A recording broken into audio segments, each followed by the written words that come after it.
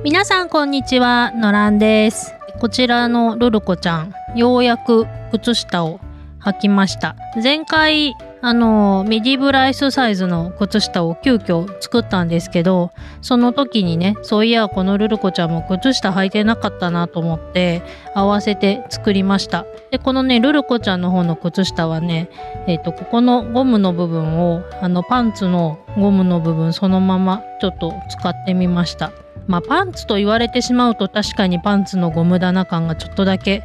あるんですけれども、言われなきゃわかんないのかなという気もしなくもないんですけど、どうですかね。個人的にはここをそのままゴムで流用できると、ここの部分縫わなくていいので楽っちゃ楽なんですけれども、私はねありかなと思ってます。長さ的にもちょうどねこのぐらいのスカートだとギリッギリちょっと肌が見えるぐらいで、いい感じに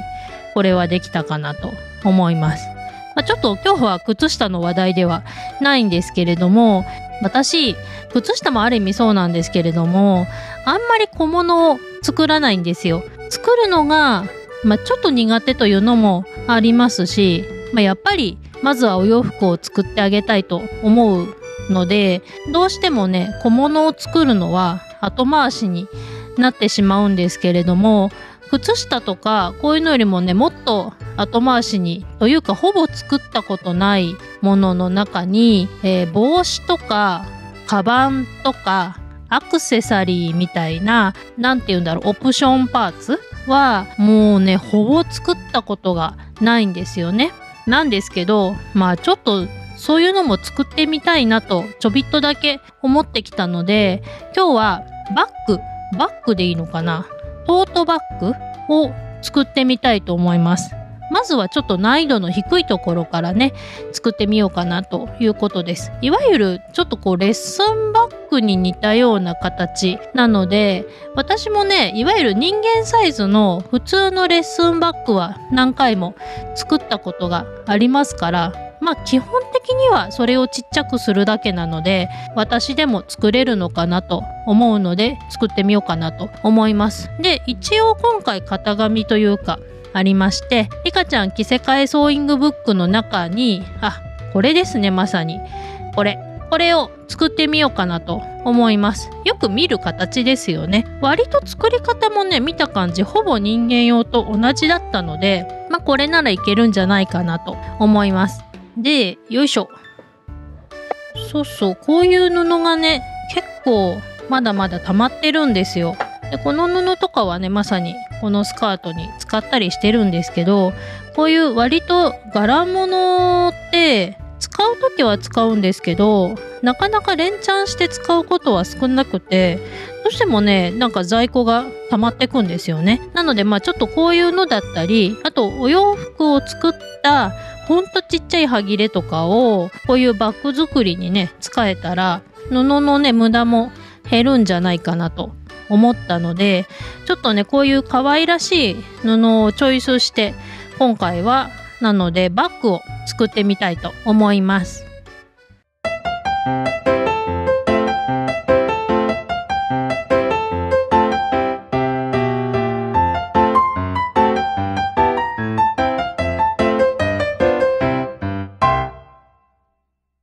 はい、完成しました。ちょっともう早速ルルコちゃんに持ってもらってるんですけど、もともとはねこれ本はリカちゃん用の型紙本に載ってたので、一応6分の1サイズに一応一番合ってるのかなというサイズになるんですけれども、せっかくなのでねちょっと関節がある子の方がいいかなと思って、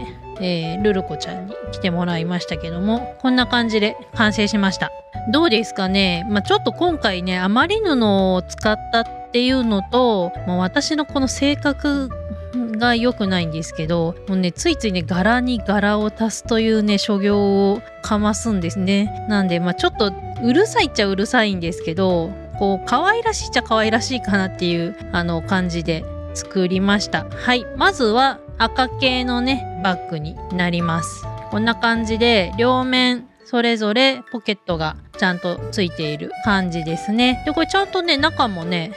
内布入ってるんですよ。こんな感じでね。はい。で本当はこの部分は最後ね、祭り縫いで手縫いで縫い付けるんですけれども、もう絶対失敗する未来しか見えなかったので、私はもうここは殿下の方と裁縫上手でくっつけちゃいました。もう絶対その方がうまくいくので、はい。縫おうかなとも思ったんですけれども、ちょっとね、いいかなということで、はい。こんな感じで作りました。で、これちゃんとポケットも生きてるんですよ。まあ何を入れるんだって言われたら何にも入んないんですけど、こんな感じでね、ちゃんとポケットは両方生きてる感じで作れてます。はい。で、こちらが青系のバッグになってます。こちらはね、普通のチェックで、布はこれコットン小林さんだっけなの布を使いました。こんな感じですね。中は同じで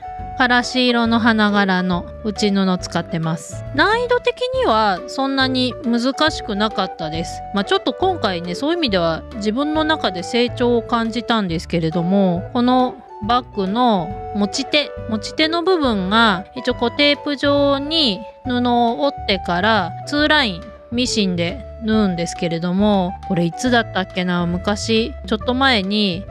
つなぎのベルトを作った時にね、これうまく2本縫えなくって1本しか縫えなかったという経験が昔の動画にあるんですけれども、今回ちゃんと2本縫えました。やっぱね、トレーシングペーパーを引くというのが絶対大事ですよね。もうトレーシングペーパーなしではね、ちょっともう私は最近用縫わんです。なのでね、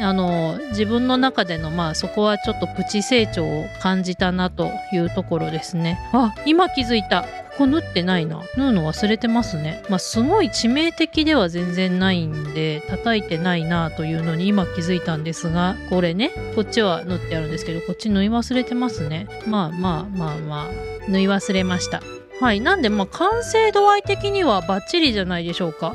ここのね、マチの部分、そこのマチの部分もしっかり縫ってマチも作ってますし、内布もね、ちゃんとマチ作ってます。で、こういうレッスンバッグ作ったことある方ご存知かもしれないですけど、人間サイズだとこの内布側に、返しの穴をちょっと作ってひっくり返して裏表をね綺麗にやって、で最後ぐるんとここを縫うっていう感じなんですけど、多分ちっちゃいからねちょっとそこは難しいのかなということで、そこだけ作り方が人間サイズとは若干違いましたけど、基本的にはほぼ人間サイズと同じ作り方だったかなというふうに思います。で、最初に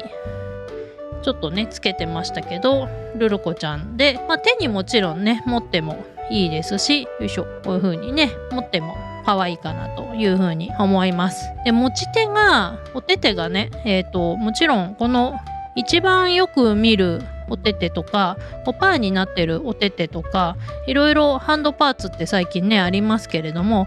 こっちでもいいけどしっかり持たせるならこっち、この握った手の方がねギュッと持てるのかなという感じですね。ちょうどねルルコちゃんが持つとまさになんかスクールバッグ的なサブバッグのような感じでね可愛いかなと思います。ちょっとさすがにいわゆる学生カバンっぽくはならないですけど、ちょっと比率とか変えたらねまさに中学校のサブバッグっぽいのも作れそうですし、いろいろ応用は効きそうですよね。で、全部